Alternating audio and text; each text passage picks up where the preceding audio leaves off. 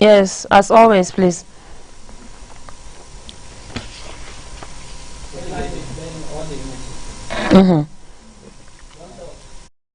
International Women's Day.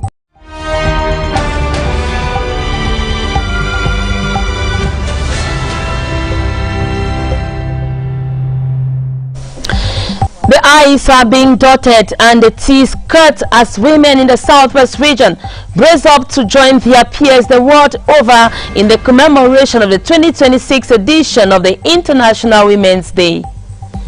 Out of Cameroon, Ugandan students evacuated from Iran have described frightening and traumatic experiences as they fled ongoing airstrikes.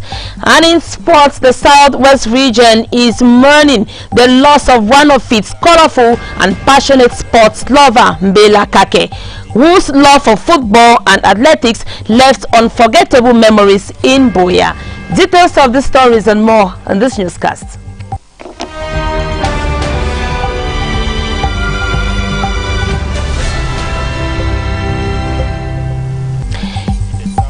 You're welcome back.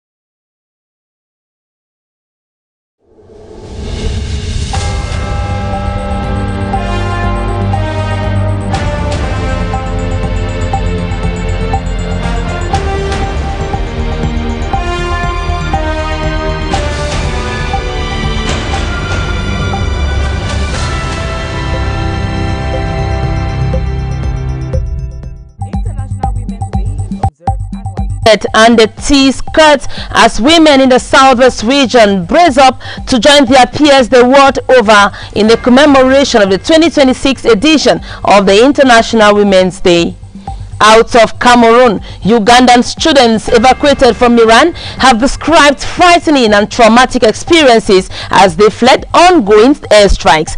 And in sports, the southwest region is mourning the loss of one of its colorful and passionate sports lover, Mbela Kake, whose love for football and athletics left unforgettable memories in Boya. Details of the stories and more in this newscast.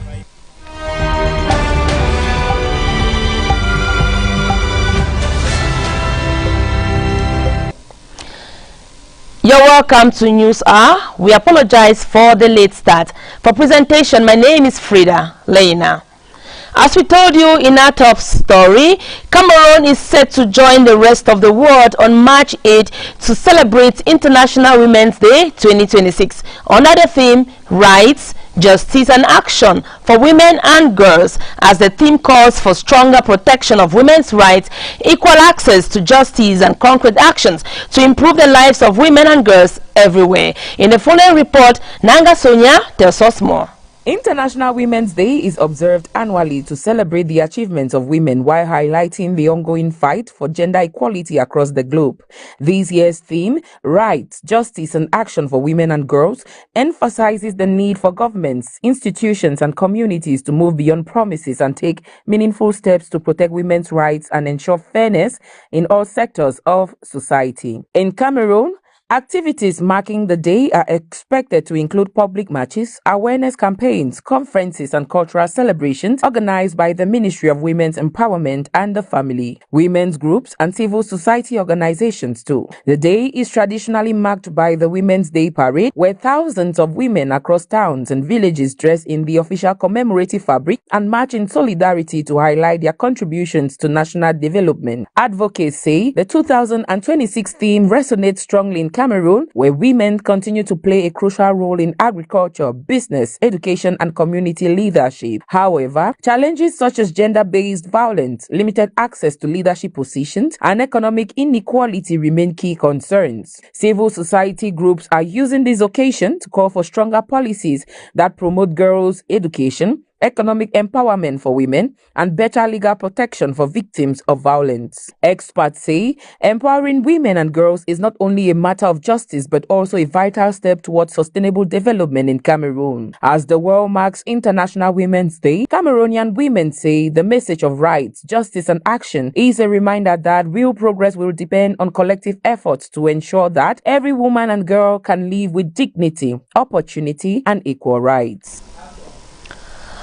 Hundreds of women have come out in the Tico subdivision today, March 6, to take part in vibrant socio-cultural activities organized in preparation for the 41st International Women's Day celebration.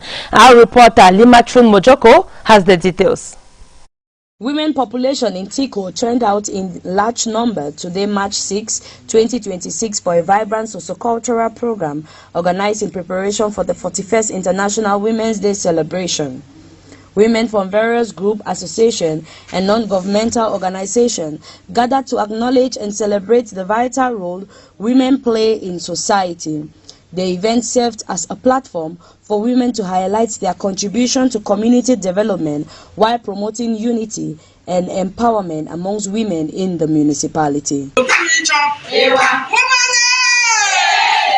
As part of the activities, women represent their diverse ethnic groups through cultural display, including traditional dance, singing, and other artistic performance. These activities showcase the rich cultural heritage of different communities that make up the town of Tico, creating a lively and colorful atmosphere throughout the event.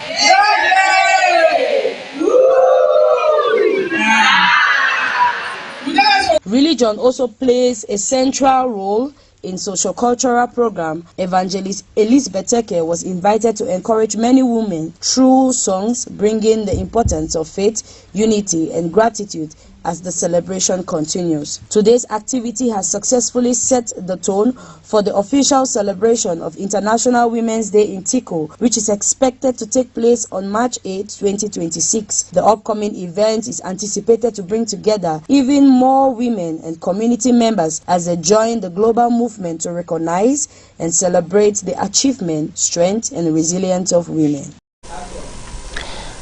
And still about the International Women's Day commemoration, Barrister Awunjia has said women have rights pertaining to the ownership of landed property. She made this assertion recently in Boyatown at the just ended symposium that featured activities to mark the 41st edition of the International Women's Day. Rights, justice, action, according to Honorine Cheng, are some of the key highlights that graced the camp together, featuring women and young girls. Details in the following report. Women don't just bring something to the table, they carry the table along with them, plus the things on top of it. During the just ended symposium at the Women Empowerment and the Family Center in Boyatown, southwest region of the country, women flocked in not just to attend the workshops, but to showcase what their hands can bring to the table. There was a massive display of flavors of all sorts, as well as fries and pastries of all categories. The versatile women and young girls were enjoined not to shrink or wallow in self-pity with respect to women's rights. Barrister Awonjia Chetronkwi hammered on the rights of women with respect to property ownership, especially landed property. At this point in Cameroon, I think that what most women go through, which is a difficulty, is not a difficulty in owning their husband's property or inheriting their husband's. It's a difficulty of knowledge. Most women who are legally married do not even know that in the line of succession they are next to their husbands. They always think that they have to wait for the family to seed and appoint someone who is going to inherit or take over their husband. But it's just automatic. Once your husband dies, the next thing is for you, if he died without leaving a will, which you call intestate, the next thing is for you to go to approach the court, do his death certificate, approach the court, and then apply for letters of administration. If he died testate, that's he will leave in a will, then already in the will he would have stated out a lot of things which have to be done. But if he left a will and the will does not include you to inherit, like for say the family home, he gives out everything, even including the family home where you people live in, then you can still approach the court for some rectifications to be done. Against all odds, she alludes there is a way forward in the midst of the depravity and human rights violation. A lot is being done at the level of Cameroon, especially in the Anglophone Cameroons, because we have a group of women, FIDA, female lawyers, who have been educating women on those rights that they have as women, as married women. I think that what we just need to do a lot now is more of sensitization, so that women, each day we sensitize them, they know, because education is endless. You may think that you've done a lot of sensitization, but there may still be people who are still lagging behind in that knowledge. I think what we need now is a lot of sensitization as to what women can do to own property, to inherit, and to have properties in their personal name. Learning without playing the same makes Jacqueline a dog girl. So these women spiced the symposium with 2 animations from Receive Organization pertaining to this year's theme. Rapport au thème, Receive essaye de rendre concrète la justice en orientant les personnes à besoins spécifiques vers des services appropriés et en autonomisant les personnes vivant avec le handicap afin qu'elles puissent pleinement prendre leur vie en main. Nous souhaitons faire des partenariats avec vous ou vous voir rejoindre l'une de nos initiatives afin d'apporter un changement tangible dans la vie des femmes et des filles. Tous ensemble, unissons nos forces, travaillons ensemble afin de faire des droits, de la justice et de l'action une réalité pour toutes les femmes et les filles. Fogo Hariel, director at Receive and Braille transcriber, not only seeks to create awareness about sign language, but presses for more inclusive societies. Par rapport au thème de cette célébration qui parle des droits, de la justice et des actions pour toutes les femmes et les filles, Receive a bien voulu se mettre en action aujourd'hui en faisant passer ses étudiants afin qu'ils interprètent une musique en langue des signes pour permettre également aux personnes sourdes prendre de quoi il est question de ne pas pouvoir laisser une personne par derrière. Donc c'était un peu comme une sorte d'inclusion. La présentation de la musique était un peu comme une sorte d'inclusion pour des personnes qui ne parviennent pas à comprendre mais qui comprennent en langue des signes. The animations, questions and answer sessions, plus debates from the National School of Local Administration, NASLA, and the Pan-African Institute for Development, West Africa, PAIDWA, culminated the event.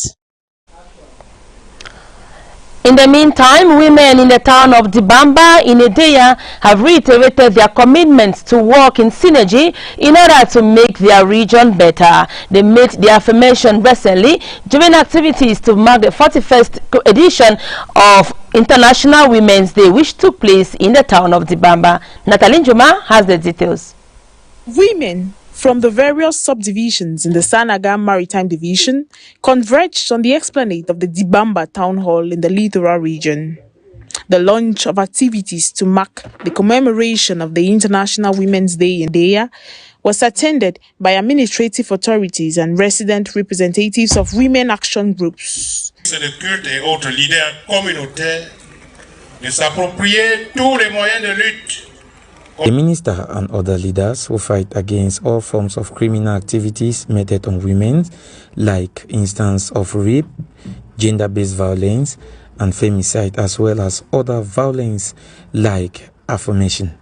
Those that will be caught practicing this act of violence against women will be brought to justice. The event focused on promoting the rights and responsibilities of women in the Bamba.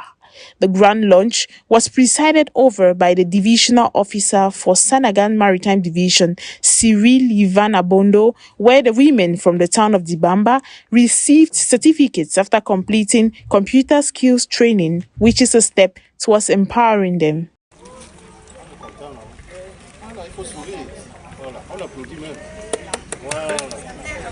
Delegation of women from the division was led by Poon Monique, president of the Dibamba Women Association Network.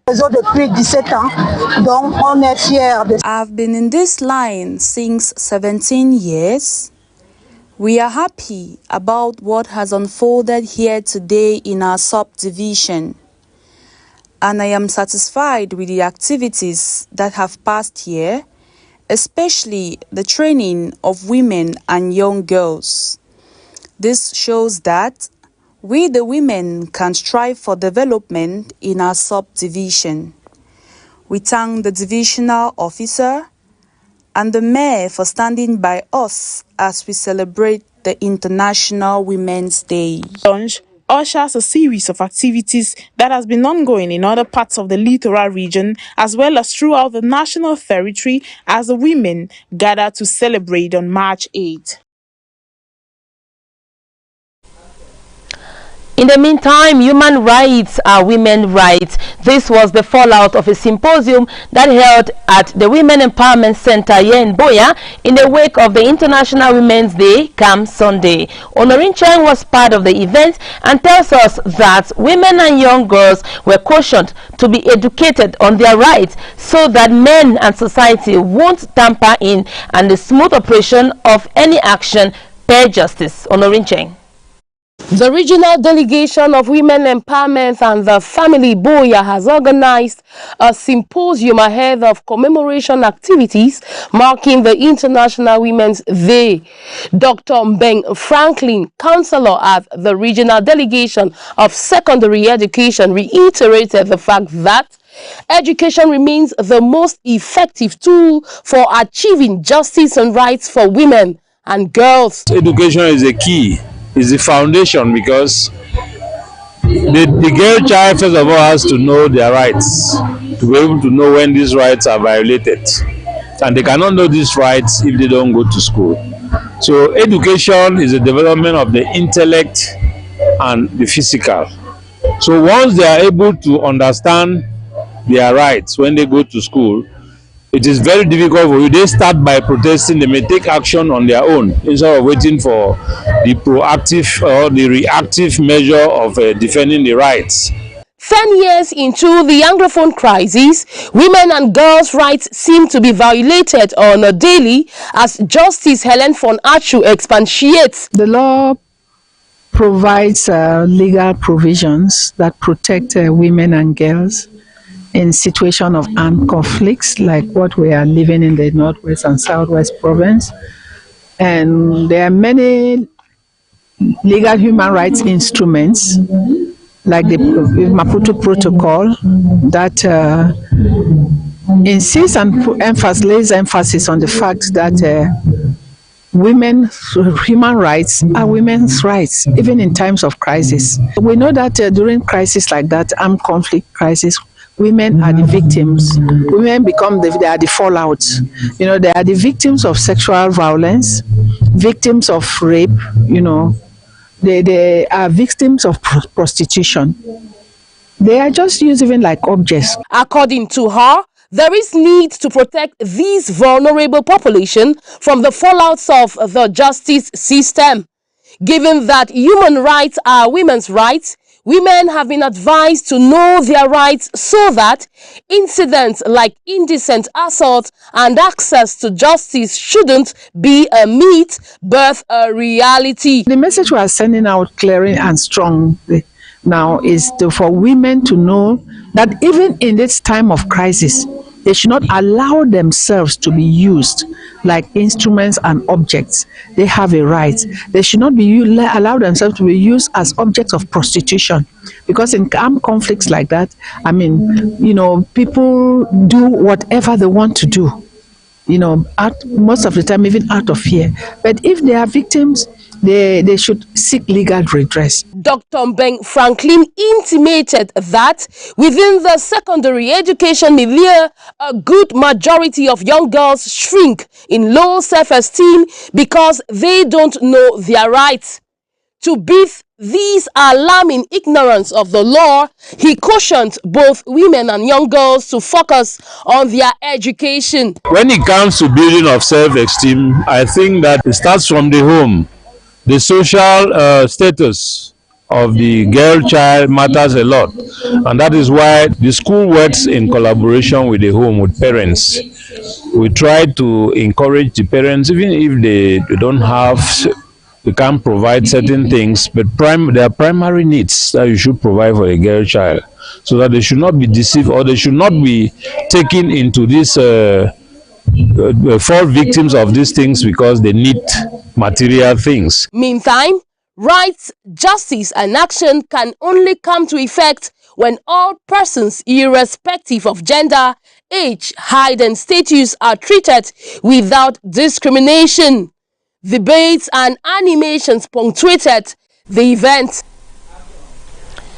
And ahead of the commemoration of the International Women's Day come Sunday, women of the Cameroon People's Democratic Movement, FACO3, headed by Wotani Regina, have been schooled on how to become successful politicians and to fight against gender-based violence, amongst others. They took part in a one-day meeting here in Boya. As you tell us, Sharon Tita. Women of the Cameroon People's Democratic Movement (CPDM) FACO3, led by Wotani Regina, participated in a workshop on women's rights, health, and politics. They gained valuable insights on how to be successful politicians and addressed gender-based violence. We work in line with the Women Empowerment Center, the regional delegation. This time we gathered together as politicians to look on the woman and the health, to look on the women in politics and governance. And if you have to be a successful politician, you must be a lobbyist. You must know how to lobby people. So today we came together to encourage the women to advocate, to say no to violence against women and young girls, to be as a lobbying force so that we can achieve more in serving the society.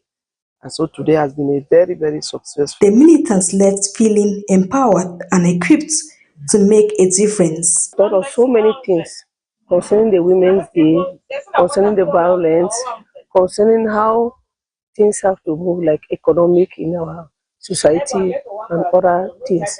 So I see that things are really moving well. Some of us never knew how things are moving. The women of CPD and FACO3 are expected to implement their newfound knowledge, championing women's rights and promoting healthy living.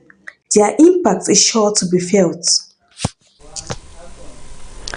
On to other news, the governor of the Southwest region has praised the Southwest Regional Assembly for their efforts and visibility to the special studies. Bernard Okalia Bilai was speaking during the 2026 budget session of the Southwest Regional Assembly, which took place in Boya recently. Lima Truth Mojoko has the details. The event brought together administrative officials, chiefs, and other dignitaries of the Southwest region. The gathering was aimed at presenting the 2026 Budget Council.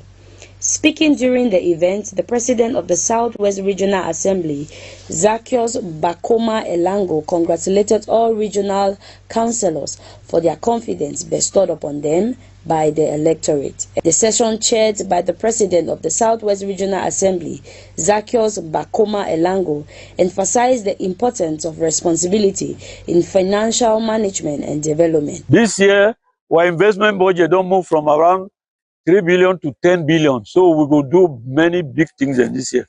We will build some bridge where the link 10 billion. We will build bridge where we link Meme division, that's Mbonge subdivision, Ekondo Titi subdivision, the Komebale subdivision for about 1.2 billion. We will rehabilitate the road from Bangem to Tombel. The budget for that road now 1.5 billion, but we'll do it in 3 phases. This year we'll begin with 400 million. For Kumba Hospital, we rebuild theater block. The state representative, governor of the Southwest region, Bernard Okala Bilai, praised the assembly for its commitment to the development of the region and urged members to ensure the adaptation of this budget implemented in their council. During this session, members of assembly deliberated on the proposed budget and adopted the estimate of about 15.2 billion for 2026. According to the assembly leadership, the 2026 budget will focus on improving social service, boosting economic development, protecting the environment, and promoting youth.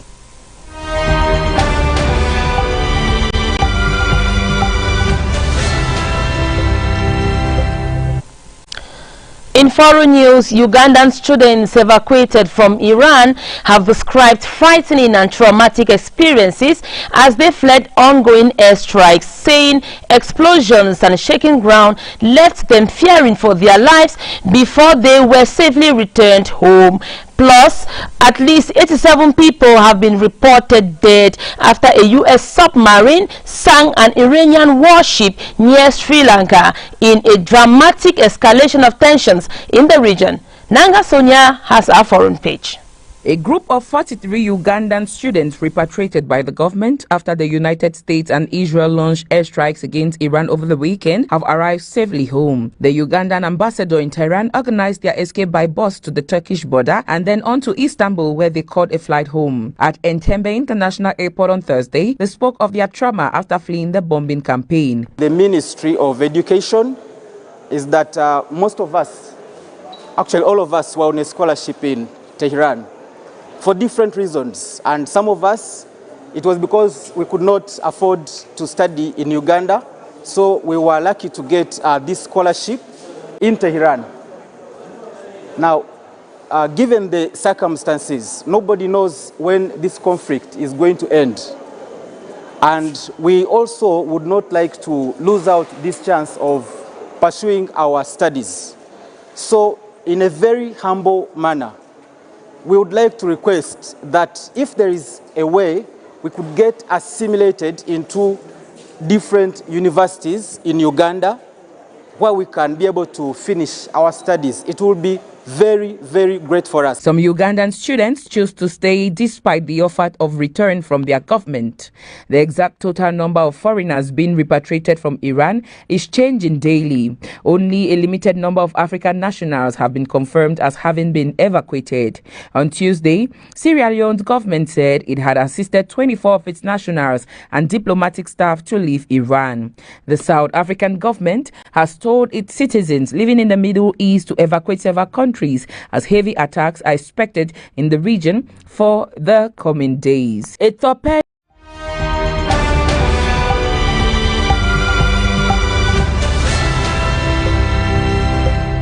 fired by a U.S. submarine sank an Iranian warship off the coast of Sri Lanka, whose navy say it recovered 87 bodies and rescued 32 people. The Iranian vessel sunk in the Indian Ocean was the Islamic Republic's prize ship, U.S. Defense Secretary Pete added. It was one of the few instances of a submarine sinking a ship since World War II.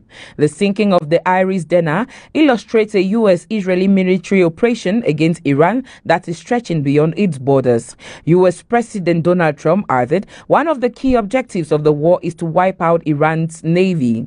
An American submarine sunk an Iranian warship that thought it was safe in international waters. Instead, it was sunk by a torpedo. After Sri Lanka's Navy received a distress signal from the Iris Dena, which had 180 people on board, it sent ships and planes on a rescue mission, the country's foreign minister Herat added. By the time Sri Lanka's Navy reached the location, there was no sign of the ship, only some oil patches and life raft. A video released by the U.S. Department of Defense showed the moment of the torpedo attack. The Iranian ship appears to be hit by an underwater explosion that causes it to break apart as a large plume of water rises up in the air. The 32 people rescued were admitted to a hospital in Gale, a town on Sri Lanka's southern coast. The bodies recovered were also being brought to land. At the National Hospital in Gale, Iranian sailors' bodies were arriving in trucks and being stored in a makeshift mortuary. The hospital was guarded by Sri Lanka police as workers uploaded bodies away from view. The Iris Dena, one of Iran's newest warships, patrolled in deep water and was armed with heavy guns, surface-to-air missiles, anti-ship missiles and torpedoes. It carried one helicopter. The ship had been sanctioned by the U.S. Treasury Department in February of 2023, along with 8 executives of an Iranian drone manufacturer that supplied weapons to Russia for use against civilian targets in Ukraine. At least 17 Iranian naval vessels have been sunk during the ongoing war. Iran launched a new wave of attacks on Thursday morning at Israel and American bases and threatened that the United States will bitterly regret torpedoing the warship. And we now talk sports on this newscast, and as we told you in one of our top stories, the Southwest region is mourning the loss of one of its colorful and passionate sports figure, Bella Kake, whose love for football and athletics left unforgettable memories in Boyatown dating back to the vibrant sporting culture of the 1980s. Mwambo William profiles the deceased sports enthusiast. The death of Bella Mokake came as a bombshell to the sports lovers and denizens of Boya. Bella Kake, as he was fondly called, was a sports lover and animator, especially during mountain races and football matches in the Southwest and beyond. He died this Friday, the 6th of March, at about 2 a.m. at the regional hospital in Boya after a prolonged illness. At his Bonyalionga residence, family members and friends gathered to express their feelings. Mula Esongani Mokake Fritz is the senior brother. Reverend Esongani Mokake Fritz of the Bride of Christ Assembly in Moyuka, a senior brother of the deceased Bella Mokake Bernard. The late Bella Kake was born in 1962 in Boya to Mola Mokake Esongani Paul and Mama Namondo Esongani named Bella, who died when Bella Kake was still at the tender age of 1. The deceased father, Mola Mokake Esongani, says, The father of Bella Mokake, Bella has been my second child. Among 8 children, was the second. Bella, during his birth, from childhood as he was delivered, he started having convulsion. Through that convulsion, Bella became very abnormal. He was not quite mentally stable. He was always taken for treatment in the hospital that was just like that, but Bella has never been sick that he lies either in the hospital or they will say Bella is seriously sick. He was quite normal. I used to go to the farm with him, carry firewood and so on. He was doing all activities. He was quite strong and normal. But after some time, he was involved in an accident in Douala, where I was told, and then I went and brought him back here. It is from that time that Bella started deteriorating. Other relatives and friends also expressed their feelings, like Prince Will Motome. I be cousin to Bella Kake, where he died so. In the first cousin, a papa and mama me, a brother and sister for one mommy, one papa. That be this small world they grow. We see Bella Kake. All time Bella Kake be a happy man for his life. Always follow football, whether on a mountain race day, Bella Kake day. All activities then Bella Kake nobody ever lack for one. At times, even na die for village, Bella Kake, whether they na Douala, it come for Boya. Bella Kake dies leaving the sports world to mourn him. May his soul rest in peace. Still in sports, preparations for the 2026 edition of the Women's Africa Cup of Nations are drawing attention across the continent as Confederation of African Football faces increasing pressure to confirm the host nation, with South Africa declaring its readiness to stage the competition, while scrutiny grows around the leadership of CAF President Patrice Motsepe. Details of the story with Kusona Claudia.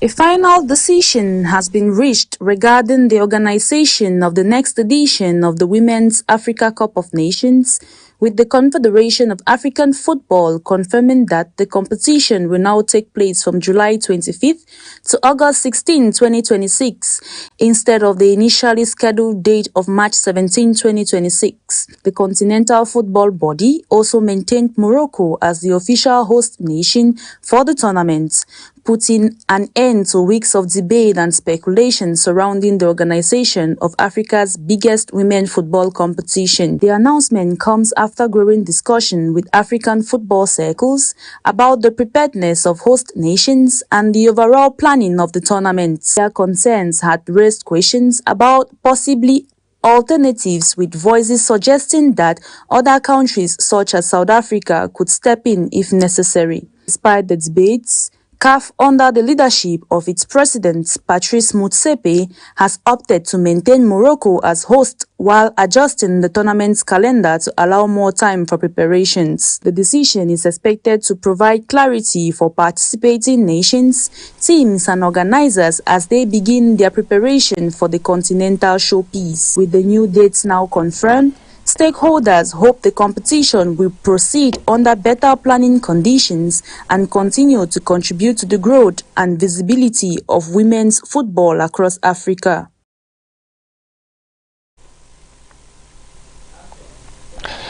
The I and the T's are being cut and the I's dotted as women in the southwest region brace up to join their peers in the commemoration of the 2026 edition of the International Women's Day. Out of Cameroon, we told you that Ugandan students evacuated from Iran have described frightening and traumatic experiences as they fled ongoing airstrikes. And in sports, the southwest region is mourning the loss of one of its colorful and passionate sports lover, Mbela Kake, whose love of football and athletics left unforgettable memories in Boya. Thank you so much for following News Art today. It has been a production of Nguni Sonita with technical assistance from Neris Console and presented by me, Frida Lena, asking you to stay tuned to more interesting programs on Royal Television. Happy Women's Day to all women as they celebrate on March 8th. Have a nice weekend. Bye-bye.